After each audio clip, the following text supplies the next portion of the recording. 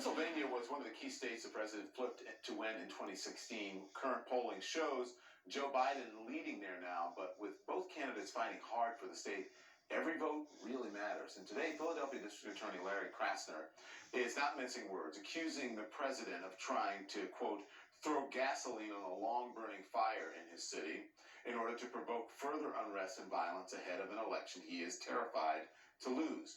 Krasner writing in part, and I'm quoting here, he says, "Keep your Proud Boys, goon squads, and uncertified poll watchers out of our city, Mr. President. Break the law here, and I've got something for you." Well, President Trump has been encouraging his supporters to be what he calls poll watchers in places like Philadelphia. They don't want to have poll watchers in Philadelphia. So why don't they want to have poll watchers? What's wrong with people watching the votes? They don't want to have poll watchers. In Philadelphia, which is notorious for what goes on, we want to have poll watchers. They won't let us have poll watchers. So we're in court over poll watchers. Why won't they let you have a poll watcher? What's wrong? Well, we should note that Trump's campaign has already come under fire for videotaping voters dropping off ballots in Philadelphia. Joining me now, Philadelphia District Attorney Larry Krasner. Thank you, Mr. Krasner. I appreciate you joining us, okay? So Thank you, Don. You're using... Okay, well, thank you, Larry.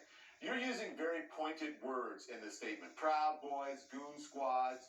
What's your concern about what could happen there in Philadelphia? Well, Philadelphia is a battlefield, and it is the biggest battlefield in what is possibly the most important battleground state. We are aware of that, and what we are seeing in Philly, which is a very diverse town, is a tremendous turnout. This is a city that's about 7 out of 8 people are Democrats.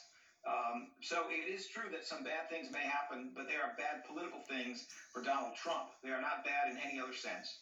And there's no doubt in my mind that Donald Trump, who is well aware that he is losing the entire election, who has everything to fear from being out of office, including criminal prosecution and the loss of his supposed wealth, there's no doubt in my mind that he is willing to do anything. The Proud Boys have already gathered around Mike Pence.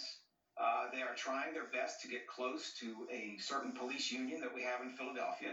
And there's been a steady drumbeat coming from this president about how Philadelphia is a terrible town, just like he constantly does about other large, diverse cities. We're not having it.